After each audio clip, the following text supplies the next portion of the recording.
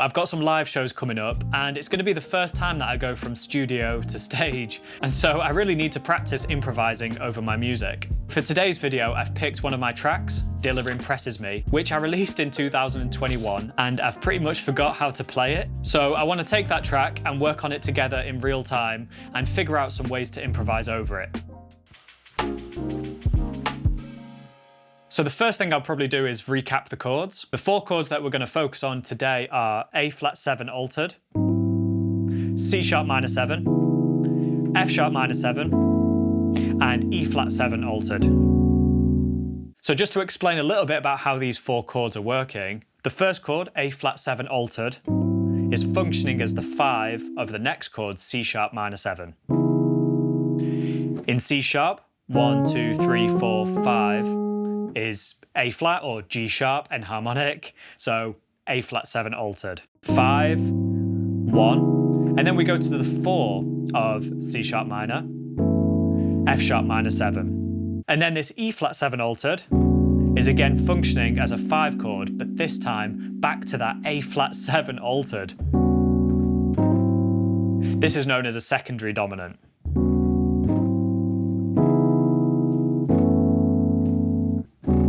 Cool. So then the next thing I'll do is probably figure out the melody to the song. We da da da.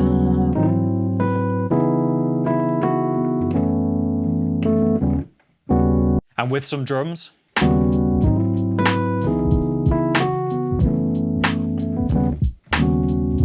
So now that I've familiarised myself with the chord progression and the melody, let's now start thinking a bit about improvisation. One of the first things that I would do is probably spend some time figuring out the chord tones to each of the chords. So for A flat 7 altered, we have these notes. I guess it could be written A flat 7 sharp 5 or flat 13. Both are the same sound, but they're just written enharmonically. And then the next chord, C sharp minor 7, 1, 3, 5, 7. And then the next chord, F sharp minor 7, 1, 3, 5, 7. And then the final chord, E flat 7 altered, 1, 3, sharp 5, 7. This sort of sound.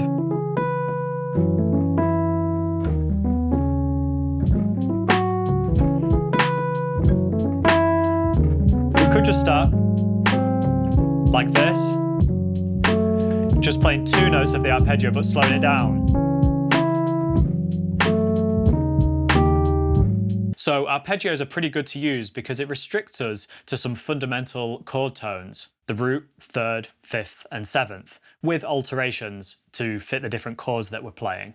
Once I've become really comfortable playing the arpeggios, I might spend some time thinking about different common tones. Common tones are different to arpeggios. With arpeggios, we were basically taking each chord tone for its respective chord and playing it as they go along. But with common tones, we can find notes that work across a progression. So in this case, the 4 chords that we're working on. So for these 4 chords, the notes B, C sharp, E and F sharp work across all 4 notes.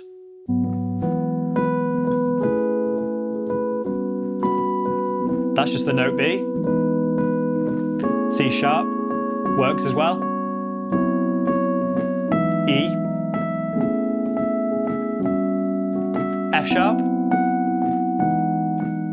So we can improvise with just these 4 notes.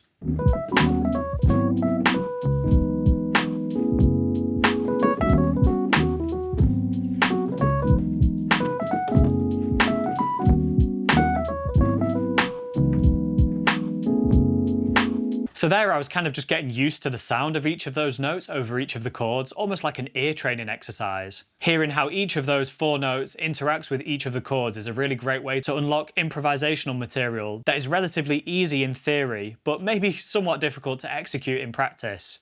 So to build on those common tones, we could next look at scales. You could approach this modally or playing modes, but let's not get into that in this video. Instead, let's try and simplify things and see if there are any scales that work over more than one of the chords that we're working on today. So for the first 2 chords, A flat 7 altered to C sharp minor 7, we can play the C sharp pentatonic or C sharp minor pentatonic.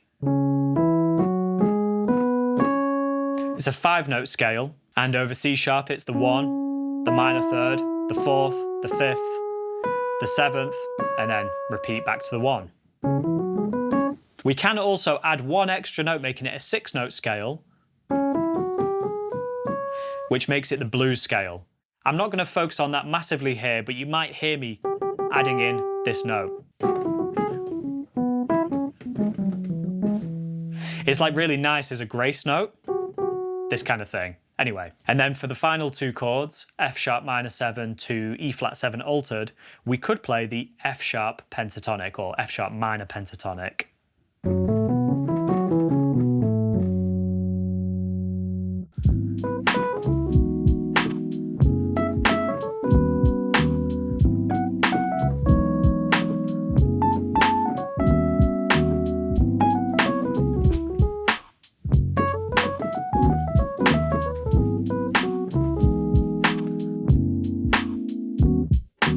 What I just noticed was, I think to begin with, I played some ascending 4-note phrases. So for the first chord, I might have played something like We've-a-doo-da. So here I'm basically going up notes of the C sharp minor pentatonic in 4-note groupings and then playing them in different patterns, like. And then when it gets time to change to that F sharp minor pentatonic, I just switch. I thought that was kind of interesting. Okay, cool. So now that we've looked at common tones, arpeggios, and some scales, let's look at some phrases, or licks as people call them, that might serve as inspiration for our improvisation. Let's take this phrase that my friend Simon from Piano Pig showed me when he was visiting last year. Over the A flat 7 altered, it sounds something like this.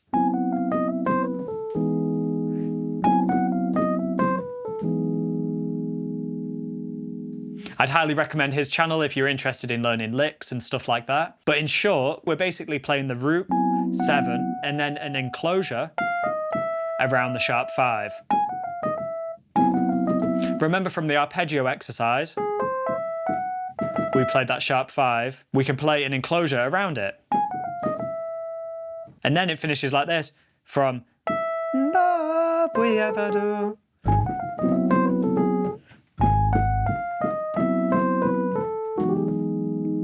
And what's really nice is we land on that A flat, which when we change the chord to C sharp minor, that ends up being the 5th, which is a nice consonant sound. So when you're learning phrases like this, either transcribed it from a record, maybe someone's shown it to you like this phrase, a good place to start is just familiarizing yourself with the phrase. So you might play it in time with some drums like we've got here, and just play the phrase every time the chord comes round, leaving space in between. Something like this.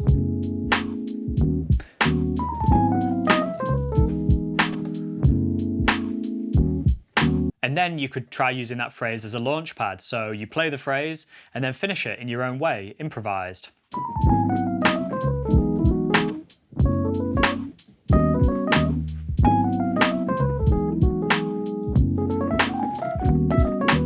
You could take that one step further and break that phrase down into smaller pieces of information. For example, you could just play I think that's full of character and is a really nice phrase, and it includes that enclosure, which I think is a really nice sound.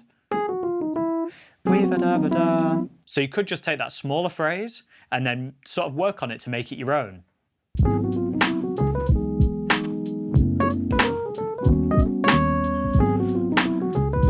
So I can also use it here over different chords. Change the rhythm.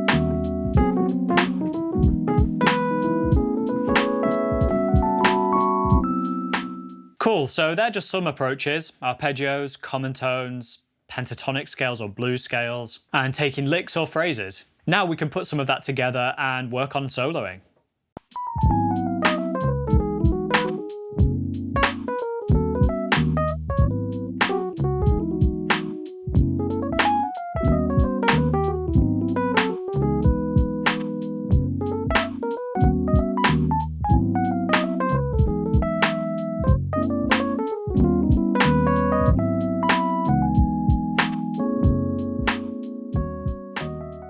So there we have it. That's an approach to improvising over your beats. We've covered quite a lot of information in this session, so take your time with each of these concepts, and I hope you found it useful.